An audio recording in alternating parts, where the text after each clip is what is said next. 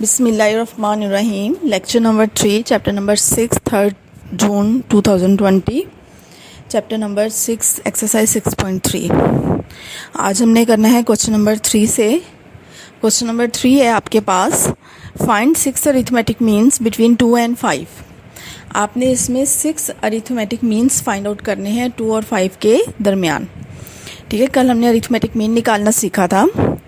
Arithmetic means को आपने capital A1, A2, A3 and so on, जितने आपको अरिथमेटिक मीन्स चाहिए उससे रिप्रेजेंट करेंगे। आप जैसे इस क्वेश्चन में 2 और 5 के दरमियान आपने 6 अरिथमेटिक मीन्स लिख लेने हैं। तो सबसे पहले तो हम फर्ज करते हैं, let A1, A2, A3, A4, A5, A6 are 6 arithmetic means between 2 and 5। ये क्या है? 6 अरिथमेटिक मीन्स हैं 2 और 5 के दरमियान। अच्छा, अब इनको ज़रा काउंट करते हैं। टोटल नंबर ऑफ टर्म्स कितनी बनी है? पहली टर्म है 2, उसके बाद दरमियान में 6 टर्म्स लिखी हुई हैं, टोटल हो गई 7, और फिर एंड में लिखा हुआ है 5। तो टोटल टर्म्स कितनी हो गई आपके पास? 8 टर्म्स हो गई।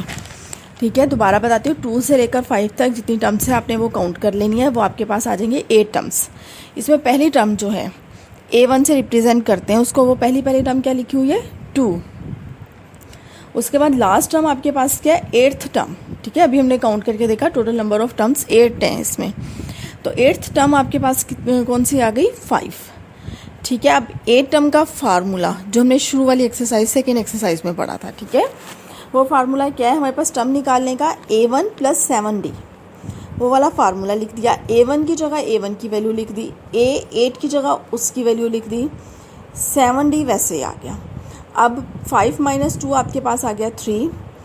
D का आंसर निकालना है, 7 मल्टीप्लाई हो रहा है, इक्वल के दूसरी साइड पे जाके डिवाइड हो जाएगा। तो अब आपके पास D का आंसर कितना आ गया? 3/7। अब अरिथमेटिक मीन्स के फार्मूले कल हमने पढ़े थे कि पहला अरिथमेटिक मीन है तो A1 + D, सेकेंड है तो A1 + 2D, थर्ड है तो A1 + 3D and so on. जितने भी आपने अरिथमेटिक मीन निकालने हैं क्वेश्चन में। तो यहाँ पे देखिए, अब A1 आपके पास क्या आया? A1 + D। उसके बाद A1 + D है, A1 की जगह A1 की वैल्यू लिखेंगे, ठीक है, और D की जगह D की वैल्यू लिख देंगे। A1 की वैल्यू है 2 और D की वैल्यू है 3/7। एलसीएम लेंगे, 7 × 2 = 14 + 3 17/7। अब A2 आप निकाल लेंगे, A1 + 2D 20/7, A1 + 3D 23/7, A4 आपके पास आ जाएगा इसी तरह 26/7, फिर 29/7, 32/7। ठीक है, अब ये जो हमने A1, A2, A3, A4, A5, A6 निकाले हैं, इसको एक दफ़ा फिर देख लें। अगर आप जैसे आपने पहला अरिथमेटिक मीन निकाला है, उसका आंसर आ गया है 17/7। देखिए, इसमें सिर्फ डिफरेंस कितना आ रहा है? D का। हर अगली टर्म में D ऐड हो रहा है। ठीक है, देखिए पहली टर्म में 1D है, फिर 2D, फिर 3D, 4D, 5D, 6D।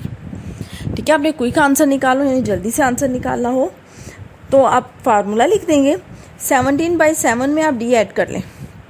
ठीक है, 17/7 में D ऐड करो, 3/7 ऐड करोगे, दोनों का एलसीएम क्या है? 7। 17 + 7 20/7, फिर D ऐड कर लो 3/7 तो 23/7, फिर D ऐड कर लो 26/7, इसी तरह 29/7, 32/7। ठीक है, ये आपके पास क्या आ गए? 6 अरिथमेटिक मीन्स आ गए बिटवीन 2 एंड 5।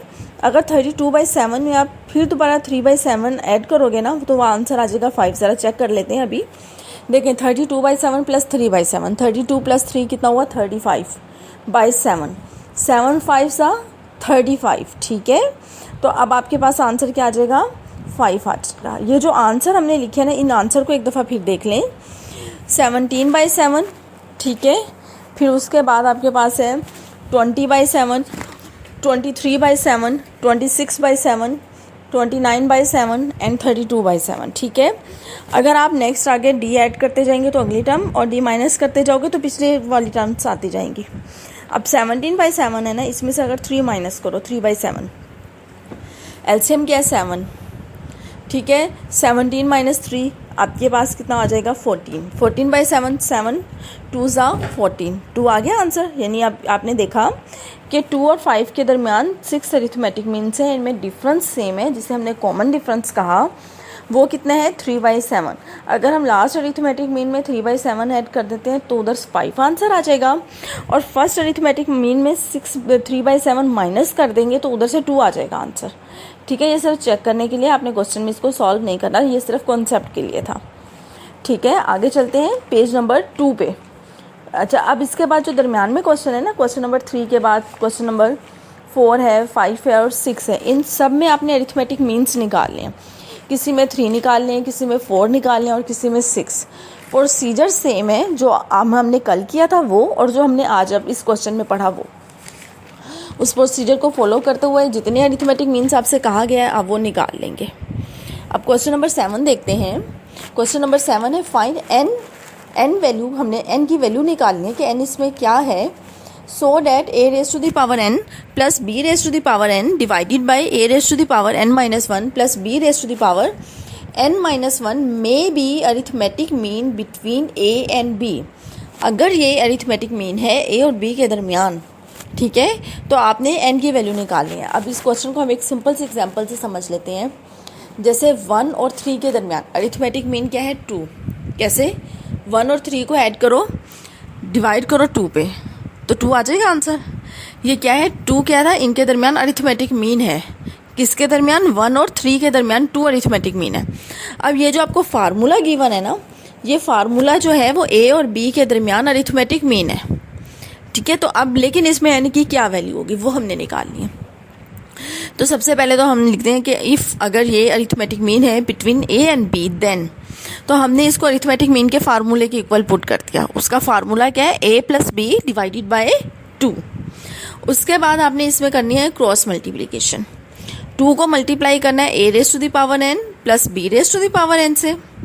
ठीक है, और a प्लस b को मल्टीप्लाई करना है a raise to the power n-1 plus b raise to the power n-1 से। 2 मल्टीप्लाई होगा तो 2a raise to the power n plus 2b raise to the power n is equal to a से मल्टीप्लाई पहले कर दिया, फिर b से मल्टीप्लाई कर दिया। जब बेस सेम हो तो पावर्स ऐड हो जाती हैं। ठीक है, मैंने बिकॉज करके साइड पे लिख भी दिया। जैसे आपके पास बिकॉज करके जो लिखा हुआ है लाइन लगा के वो बताने लगी हूँ। a की पावर n-1 और a की पावर 1, दोनों की बेस क्या है a। अब दोनों की पावर्स क्या है, a की पावर 1 है और a की पावर n-1 है, तो दोनों पावर्स ऐड हो जाएंगी। 1 प्लस n-1, प्लस 1 से -1 कैंसल। ठीक है, बाकी क्या बचा, a raise to the power n। इस प्रोसीजर से हमने, हमारे पास आंसर आ गया a raise to the power n और बिल्कुल n में लिखा हुआ है plus b raise to the power n और दरमियान में 2 टर्म्स हैं। अब तमाम टर्म्स को इक्वल के एक साइड पे ले जाए, यानी कि हम इसको लेफ्ट साइड पे मूव कर देते हैं। अगर आप राइट साइड पे मूव करना चाहें तो राइट पे भी मूव कर देंगे, आंसर पे कोई फर्क नहीं पड़ेगा फाइनल आंसर पे। ठीक है, उसके बाद 2a raise to the power n है। उसके बाद देखिए मैंने नीचे अंडरलाइन कर दिया और a raise to the power n आगे नेगेटिव में मौजूद है। 2 - 1 1 बचा, इसलिए अगली लाइन में आ गया a raise to the power n। उसके बाद मैंने अंडरलाइन किया 2b raise to the power n को। ठीक है, और बिल्कुल n में इसी लाइन में लिखा हुआ है b raise to the power n negative में। तो 2 - 1 1 बचा, इसलिए पॉजिटिव 1, इसलिए आंसर आ गया plus b raise to the power n, और बाकी 2 टर्म्स वैसे आ गई। ठीक है, अब यहाँ पे हमने क्या करना है कि इसको ज़रा तरतीब देना है। देखिए जहाँ पे a की पावर n है ना, उसके साथ जो टर्म लिखनी है जिसमें a की पावर n-1 प्लस 1 या कुछ भी हो, ठीक है ना, a की पावर हो, और b की पावर n के साथ कौन सी टर्म लिखनी है जिसकी b की पावर 1 के अलावा बाकी पावर हो, n में हो। ठीक है, जो भी हो, तो इस तरतीब से हमने लिखा a raise to the power n minus b a raise to the power n-1। देखा आपने कि a की पावर n और b के साथ जो a लिखा है उसकी पावर n-1 हमने इस तरह कंबाइन किया। इसी तरह b की power n minus a b raise to the power n-1। ठीक है, अच्छा अब इसमें हमने करनी है फैक्टराइजेशन। ठीक है, छोटी पावर कॉमन लेनी। अब छोटी पावर कॉमन लेने के लिए फिर मैंने लाइन लगा दी है आपको समझाने के लिए। अब देख लें जो b की पावर n है, अगर इसको इस तरह लिख दें b की पावर 1 प्लस n-1। अब देखिए 1 से 1 हो रहा है कैंसिल, बाकी b की पावर n ही बच जाएगा ना। ठीक, उसके बाद हमने ये रूल पढ़ा कि बेस सेम हो तो पावर्स ऐड हो जाती हैं, और अगर पावर ऐड हो रही हो तो इसको अलग अलग बेस में लिख सकते हैं सेम, उनकी पावर अलग अलग करके। तो हम इसको b की पावर n और b की पावर n-1 लिख सकते हैं। ठीक है, इस तरह हम इसमें से फिर कॉमन ले लेंगे b की power n-1। Similarly a raise to the power n, ये क्या कौन सी फैक्टराइजेशन है जो हमने अगले स्टेप में यहाँ पे यूज़ करनी है, ठीक है, ताकि आपको पता चल जाए कि बाकी हमारे पास आंसर कैसे आ जाएगा। अब देखें a की पावर n और minus b a raise to the power n-1, इसमें से छोटी पावर कौन सी है, n-1, तो हम छोटी पावर को कॉमन ले लेंगे। अब a की पावर n है, इसमें से n-1 कॉमन ले लिया, बाकी क्या बचा, a की पावर 1। कैसे बचा, अभी मैंने बिकॉज करके जो लिखा वो उधर आपको समझा दिया। Similarly minus b raise to the power n-1 और ब्रैकेट में a माइनस b बच जाएगा, ठीक है। a माइनस, अब जो नेगेटिव टर्म है इक्वल के दूसरी तरफ जाएगी पॉजिटिव, दोनों में a माइनस b वाला फैक्टर है, दोनों कैंसिल हो गए, ठीक है। अब a की power n-1 is equal to b raise to the power n-1। अब b raise to the power n-1 को चाहे इधर डिवाइड कर दो, चाहे a raise to the power n-1 को दूसरी तरफ ले जाके डिवाइड कर दें, वो आपकी मर्जी। जब मल्टीप्लाई या डिवाइड होके फैक्टर्स खत्म होते हैं तो 1 बचता है, जब प्लस या माइनस होके खत्म होते हैं तो 0 बचता है, इसलिए यहाँ पे क्या बचा, 1। अब हमने ये पढ़ा है कि किसी भी नंबर की पावर 0 हो तो उसका आंसर होता है 1। ये मैंने बिकॉज करके फिर एंड में बल्कि लाइन लगा के लिख दिया है कि 2 की पावर 0 1 होता है, a की पावर 0 वो भी 1 है, b की पावर 0 वो भी 1 है। अब a की पावर n-1 का आंसर हमें 1 चाहिए। कैसे 1 आ सकता है, अगर इसकी पावर 0 हो तो हम क्या करेंगे, n-1 को 0 पुट कर देंगे इक्वल टू 0। यही रूल यूज़ करते हुए a ओवर b पावर है n-1 इक्वल टू 1 आंसर चाहिए। ये 1 आंसर कैसे बनना है, अगर इसकी पावर हो 0, इसलिए हमने n-1 को इक्वल टू 0 पुट कर दिया और नेगेटिव 1 है, इक्वल के दूसरी तरफ गया पॉजिटिव 1 आ गया, तो n का आंसर आपके पास क्या आ गया, 1। ठीक है स्टूडेंट्स, तो इससे हमें क्या पता चला कि अगर n की पावर 1 हो तो ये जो आंसर है ये आपके पास अरिथमेटिक मीन है between a and b, a और b के दरमियान अरिथमेटिक मीन है। ज़रा चेक करते हैं कि क्या वाकई ये अरिथमेटिक मीन बनता है कि नहीं। आप ज़रा क्वेश्चन पे आ जाएं। क्वेश्चन में आपके पास है a की पावर n क्या है 1, यानी कि a आ गया, फिर लिखा हुआ है b की पावर n, वो भी b आ गया, यानी a प्लस b नोमिनेटर में बन गया। अब डिनोमिनेटर में चेक करते हैं क्या आया कि 2 बन रहा है कि नहीं। तो a की पावर n-1, n क्या है 1, 1 माइनस 1 क्या हुआ 0। किसी भी नंबर की पावर 0 हमने क्या पढ़ा है 1 के इक्वल है। इसी तरह सेकंड फैक्टर का आंसर भी 1 आ गया, 1 प्लस 1 2। ठीक है स्टूडेंट्स, तो अगर इसकी पावर 1 हो, n इज इक्वल टू 1 हो, तो ये अरिथमेटिक मीन है a और b के दरमियान।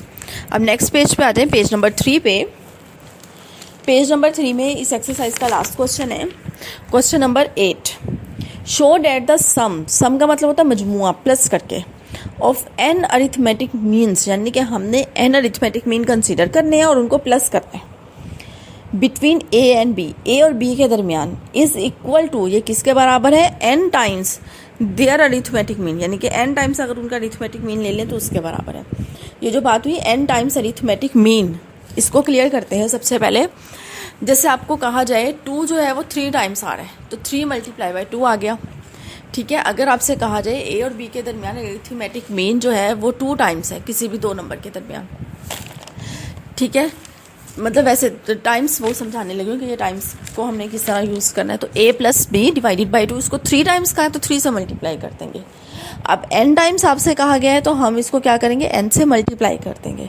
ये हमें क्या चाहिए, इसका आंसर चाहिए किसका, कि अगर हमारे पास a और b के दरमियान n अरिथमेटिक मीन्स हों, ठीक है, a और b के दरमियान n अरिथमेटिक मीन्स हों और उनका हम सम ले लें। क्वेश्चन में क्या कहा है, सम ले लें, किसका, अरिथमेटिक मीन्स का, जो a और b के दरमियान लिखे हैं। अगर उनका हम सम ले लें तो किसके बराबर है, n टाइम्स किसके, n times their arithmetic mean, n times their arithmetic mean, यानी n into a plus B divided by 2। ये आंसर हमारा आना चाहिए। तो हम देखते हैं कैसे करना है इसको। फ़र्ज़ करते हैं कि हमारे पास n अरिथमेटिक मीन्स हैं, वो हैं a1 a2 a3 up to an, a और b के दरमियान। तो हमने इसको a और b के दरमियान n अरिथमेटिक मीन्स को लिख दिया। अब इसमें सबसे पहले हमने इस तरह के क्वेश्चन में हमने नंबर ऑफ टर्म्स काउंट करनी होती हैं।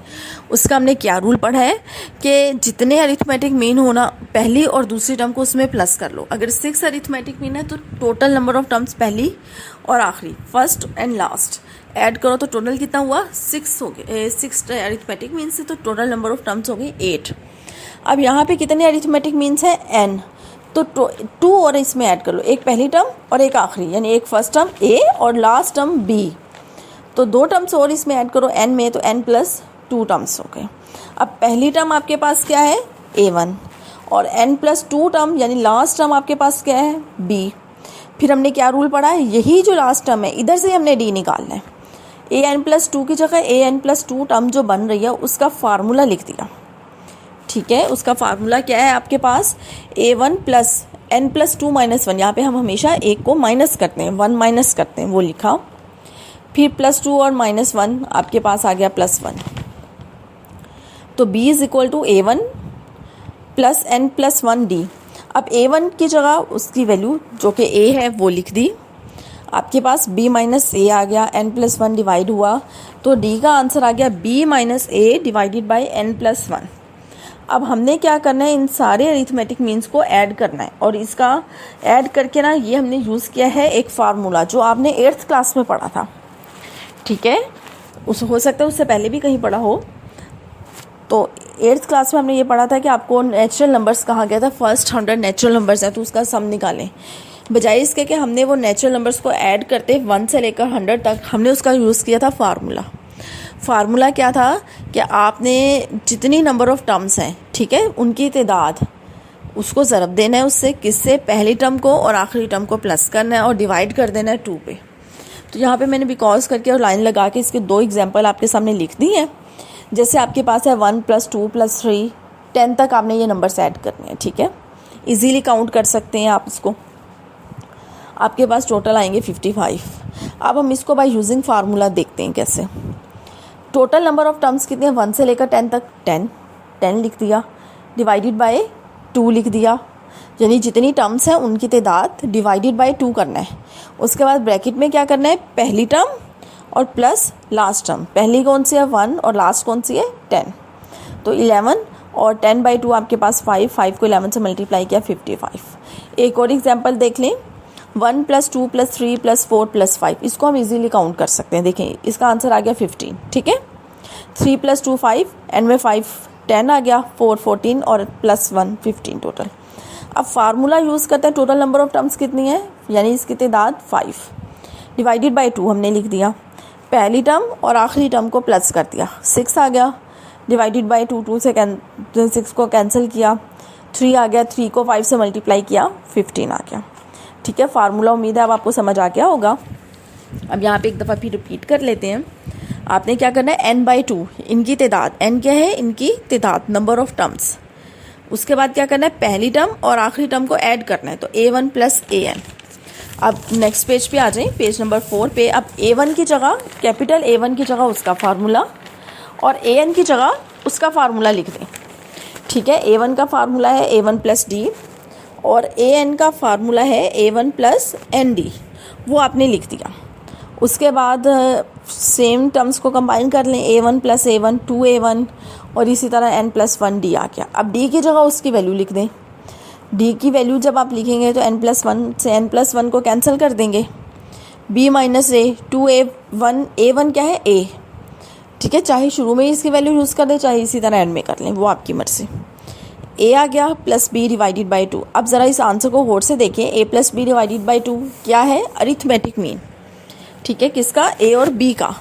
इसको n से मल्टीप्लाई किया, जिससे मल्टीप्लाई किया उतने टाइम्स उसको लिखते हैं, तो ये क्या हो गया, n times arithmetic mean between a and b।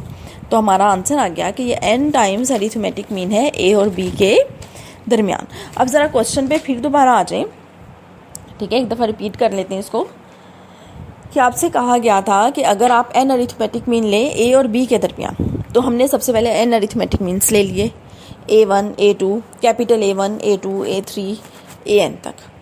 फिर क्वेश्चन ये था कि इन सबको जमा करना है, यानी सम लेना है, तो आंसर क्या आएगा, n/2 a + b, ठीक है, यानी अरिथमेटिक मीन a और b का, और मल्टीप्लाई बाय n, यानी n टाइम्स उसका। तो हमने उसको ऐड किया by using formula, n/2 a1 plus an, फिर a1 की जगह उसका फार्मूला लिख दिया, an की जगह उसका, फिर d की जगह उसकी वैल्यू लिख दी। हल किया तो आपके पास n टाइम्स अरिथमेटिक मीन आ गया a और b के दरमियान।